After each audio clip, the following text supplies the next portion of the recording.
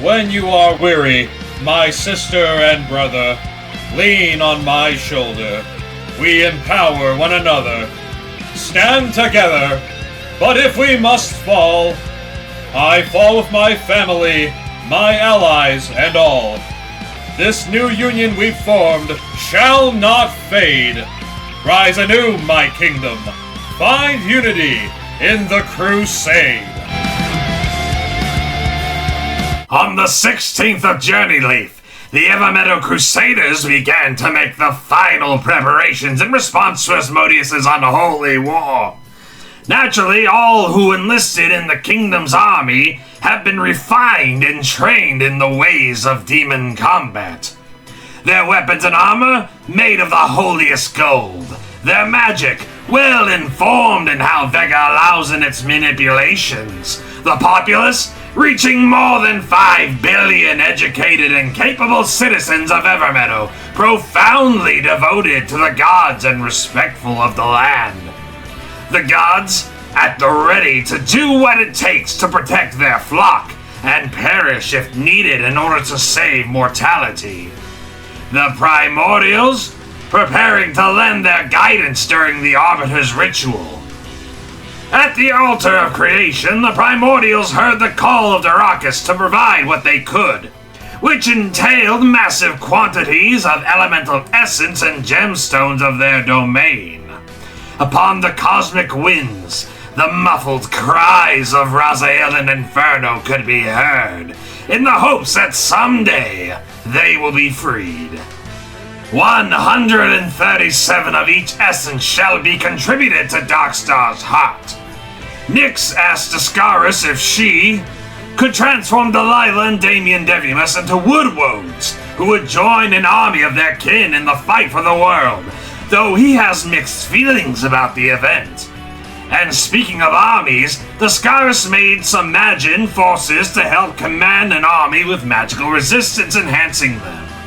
With the aid of Malpays and the Rune Carver, the protective rune marks enchanted the kingdom to resist all forms of damage and keep the citizens taken care of, while others were used to provide a vision of the standing stones. From there, the Fate Weaver met She Who Stands, a daughter of Vega who informs its visitors of the ritual to become a true Star Child. With the body resembling himself, powdered Vegamite injected into his bloodstream, a stone heart crafted by the primordial of magic, and the prayers of those who remember the god of wizards. The body transformed into the likeness of the god Azuth. While not a deity, he is a formidable ally, and more than this, redemption has been achieved for the sins of the Devimus family. It is though the impressive wizard never left, with an odd old world charm about him, and knowledge that will prove useful to the heroes on the battlefield. But perhaps the family will make up for the past themselves, as the resurrected Devimus clan now wanders the kingdom, assisting the people in any way they can.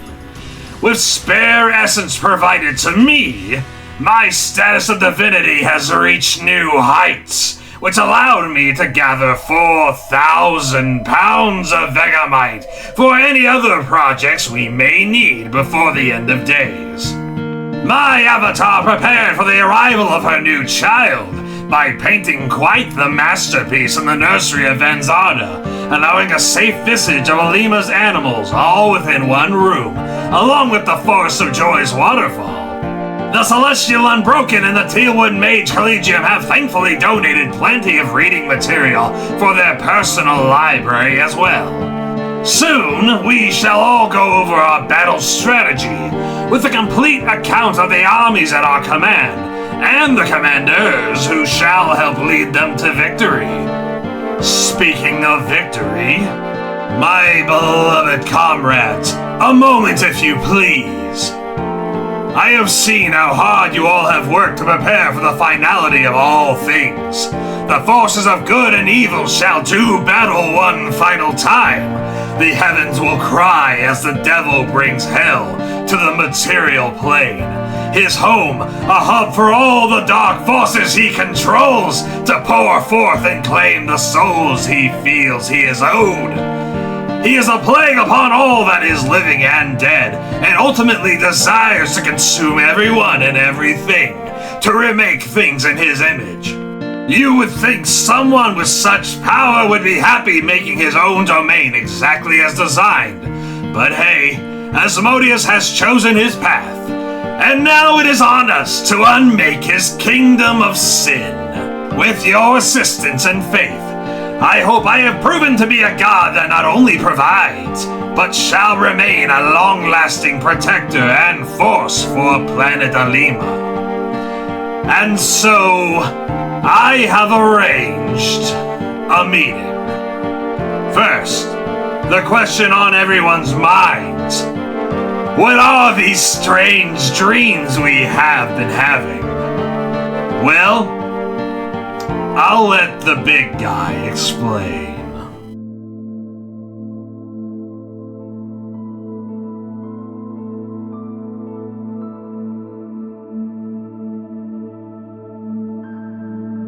Reality, a state of being that all know to be true, grounded in the immutable, at least to those who reside within. Yet, much like finding a new dwelling place, reality can look so different and feel much the same as the previous.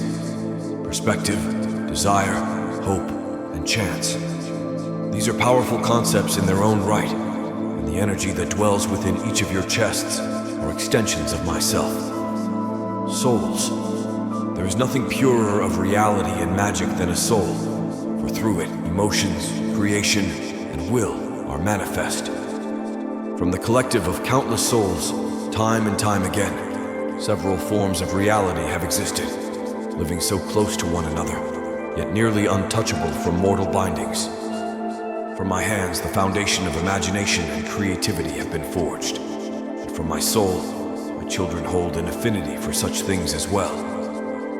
Thus, those determined enough to make their own reality tend to find themselves embedded in a world of their construction, yet separated enough from the others to not clash with their reality. Throughout the many years, we have seen so many events take place in the cosmos. Two notable events in particular are the mortals of the first cycle who pulled upon the other realities to try and harness ultimate power, which would corrupt my son Alazar with similar beings. The other being the opportunistic Asmodeus, using Ruin's extinction events as a chance to raise his station, with eyes upon usurping my existence.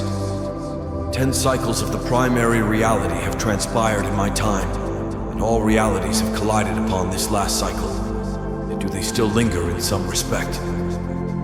Allow me to explain, for you see, what you perceive as dreams tends to be the machinations of a soul in pursuit of knowledge, of the future, of self-enlightenment, as well as the remnants of the realities long since past reaching across destiny to impart its last emotions and lessons. Seldom those called to such fates are able to divine what purpose they may serve on behalf of the long forgotten, yet the group of you have done so in strides. On behalf of existence, I apologize that your lives have been consumed by the expectations of all beings living, dead, and lingering. Should the world prove successful in ceasing Asmodeus' genocide, I will bestow a future and life to each of you that will fulfill your needs and desires, as long as they do not follow in the footsteps of the Morning Star. On the 1st of Cloverton, in the year 1098, you all received a vision of the coming apocalypse, the oceans filled with blood, and the Lord of Hell conquering all planes. From that point on, you were bound to each other in camaraderie, in strife, and in fate. And so, your dreams began to merge with one another. Each one of you encountered a being that also joined your quest, a companion, as it were. Unsuspecting to the hero, these companions have been embedded with the same hopes, who pulled essence from the 5 conceptual rivers you absorbed into your soul by being near its proximity. Ah, yes. Perhaps it is starting to flood back to you. Some time ago, you Crusaders' souls were touched by the primordial avatar of water and storms, fixing a greater consciousness of the cosmos within, evolving with the power of adaptation. And though not all of you entered the divine realm of Hades, you all have collected the principles realities of old have tried to impart on you, culminating near the Five Rivers. Rogal Dorn, son of Grumgal and Judy Dawn, avatar of war and peace. The Phlegethon's fiery flow of anger and rage is connected to the blood of Groomsh in your veins, the strength and fury you command. But the fires also fuel the passions that dwell in your heart, and who better knows fervor and zeal than Bartles Montresor, who floats loyally by your side to help put your passion to words. Your dreams hold lessons of restraint and discipline from the wishes of the dear departed, else thy anger could lead to self-destruction.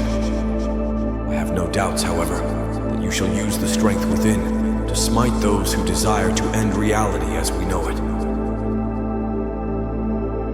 Nyx Blood Moon Evermeadow, daughter of Capri and Anders Blood Moon, avatar of famine, the river of Acheron has clasped to the woes you've always feared since meeting Skotavi Eclipse. The abuse you have suffered from his control instilled a heightened level of despair for what could befall yourself or the ones you love.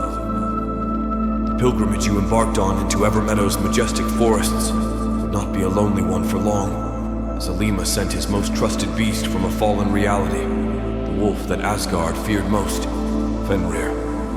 His size has been restrained by his own distress in defense of his beloved master, for agility and accuracy can ensure victory in battle. But now, as his foe wishes to rend the world, his strength shall be unchained, much like your potential. Malpace, son of Traff and Sira, Magus Supreme, the river of Letha holds the properties of oblivion, of forgetfulness, and its mysterious power lingers with you. The tragedies of the past have shaken the spirits that were left behind, their hopes unobtainable, and their song unsung, buried under the weight of conquerors and dark forces that would smother those trying to bring forth their voice, lost forevermore to the void. And then the others, who cannot bear with the memories that haunt them, or of the lot in life they are forced to endure. A sip from the Letha would be the only kindness shown to them. In the time that you have roamed Shiny Stack and the lands, there is no doubt you have seen a lack of the magically inclined, for it is the rule of the Star Surfer to not allow his powers to cause issue once again. But it seemed that the very arcane arts were lost and forgotten, for nearly all but your teacher Tereth and yourself. Despite all the odds, she took to the cosmos like a child of the stars, and her wisdom was imparted into you, as well as her last treasured secret she contained in her timepiece. In the ancient caves where Shiny Stack would be built upon, rested the depleted former god Arcade, Nilbog's spirit of tricksters, who hid away so that the devil could not finish his consumption. Sometimes obscurity is a blessing that the past envies, for in your waiting and anticipation, studying your craft and harnessing the power of primordials, the eyes of Lucifer have turned towards his own selfishly captured sovereignty. It is this opportunity that shall allow you to aid in obliterating Asmodeus from all of history. Dascaris Devamus, son of Damien and Delilah, weaver of fate, the river Styx has merged with one of the darkest emotions to ever crawl forth from a wicked heart: hatred. War has been waged time and time again, for various reasons, but ultimately hate ignites most of its hellish flames. Many have or will suffer from the Morning Star, and you perhaps know this most of all, as his evil not only damned your once proud family lineage, it also corrupted those in your association.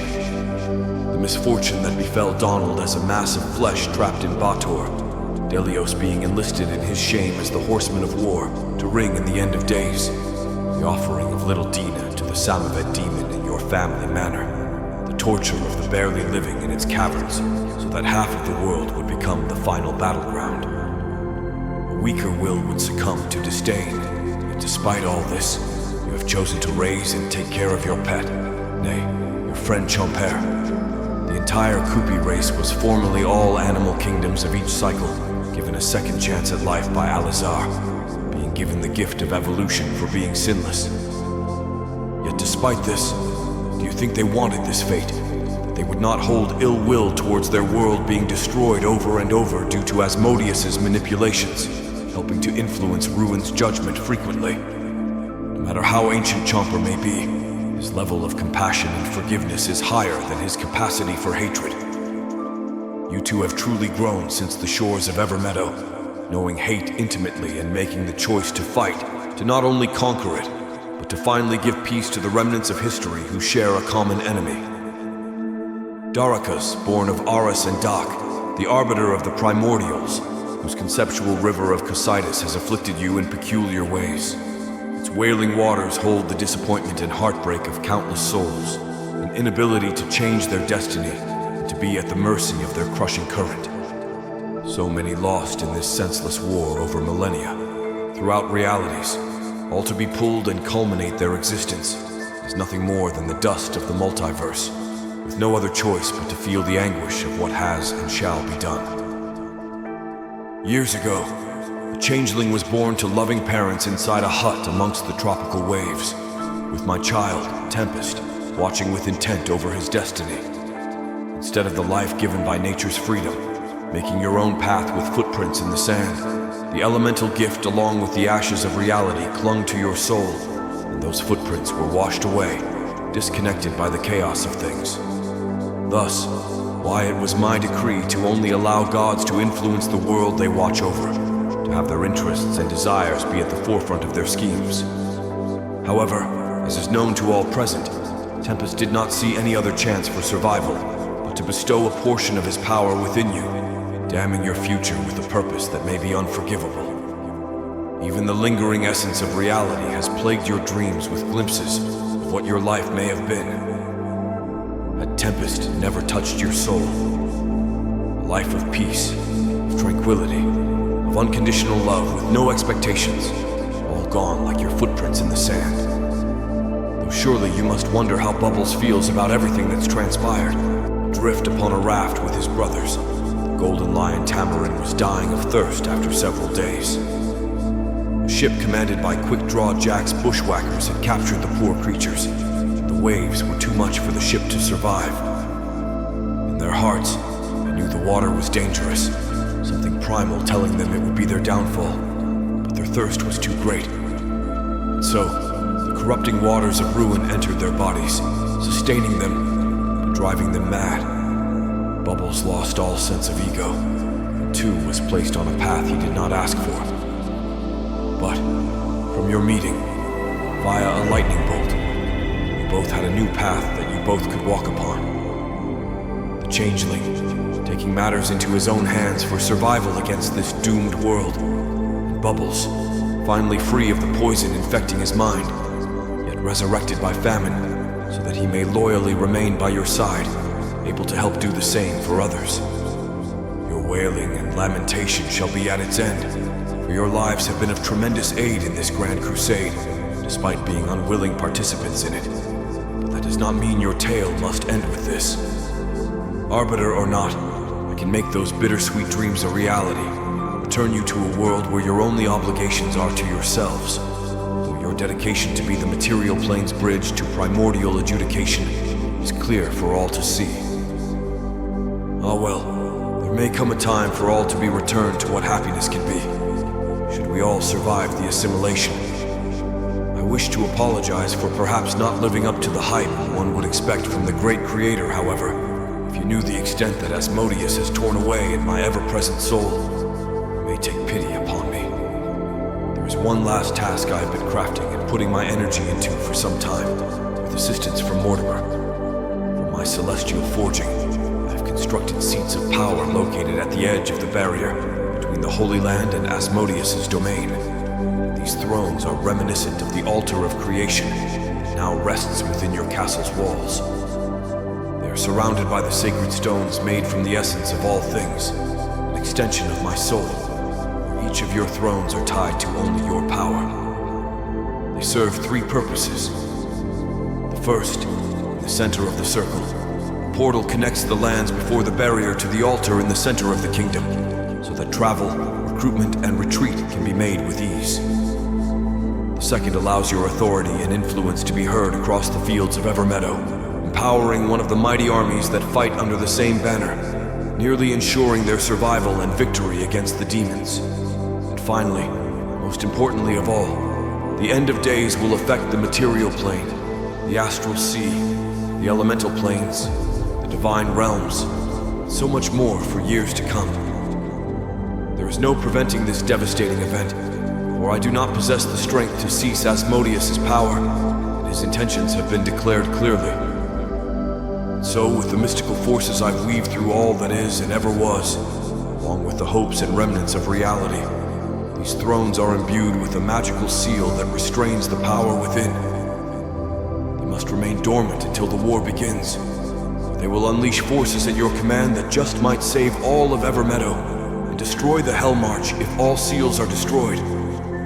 Malpace, it is your responsibility to break the seal of the arcane, allowing the Allied forces to pull from the magic supplied by Vega and the cosmos itself.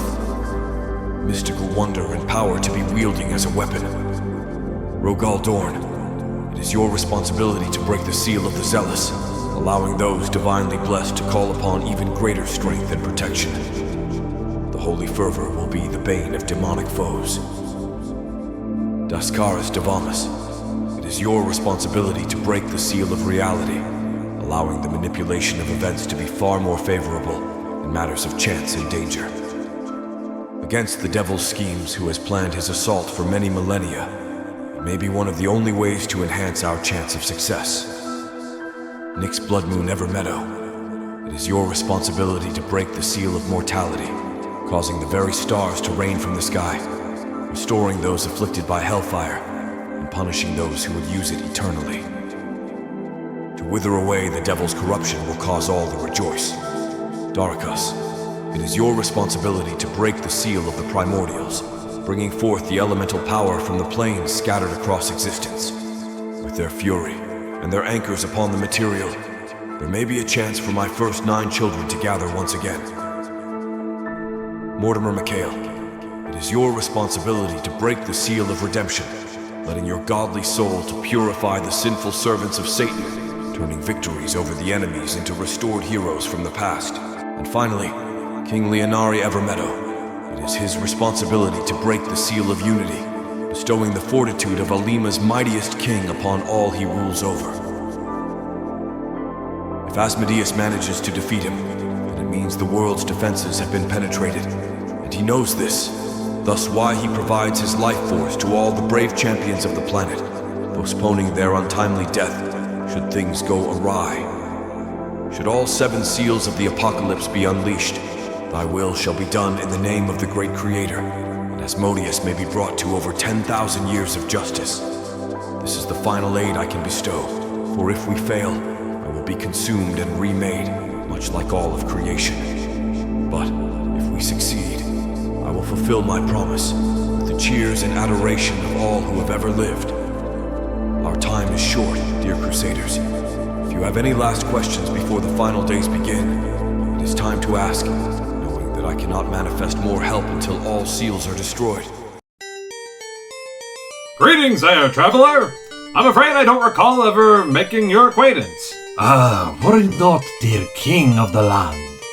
We of the Wild Bluffs are hard to pin down at the best of times. The Bluffs? You speak of the lands that perished after the sinking of Tabuga? My various gods, man, how did you survive? Are there any others? Truly a terrifying time for most, but please, I ask you not to shed tears for the living. For you see, it is from the very waters of the Water Primordial that the remainder of the Stormwind clan survive. If you can pardon their gills and fins. Ah, so they did survive then. Truly a blessing beyond belief. Pardon me though, good sir, for if the wicked died and the righteous now swim amongst Alazair, what about you? You must excuse me, my king. My name is Crom, and I am all that remains of the more humanoid surface creatures, which, in that respect, raises my position to a leader, does it not? Well, certainly, and we would be most happy to have you amongst our council. The Crusaders will likely be so excited to know that any of the culture of that area remains, but you seem to be ignoring... Dragons. Come again? When the tide rose above the land and shattered the bluffs into the sea, I knew I had but precious time to gather the dragons who resided deep in the Forbidden Valley's caves. We had such precious moments before the oceans would take us too, and yet we soared through the skies trying to avoid danger. Amazing! And how did you survive the Vegamite meteor? That is a tale for another day, but what I wanted you to know, my liege, is that you have gained not only my support, but an army of dragons at your command. Well, your loyalty is much appreciated, and your bravery is remarkable. Does this mean our troops will have the ability to fly? In a sense, but only a single army may ride upon their backs.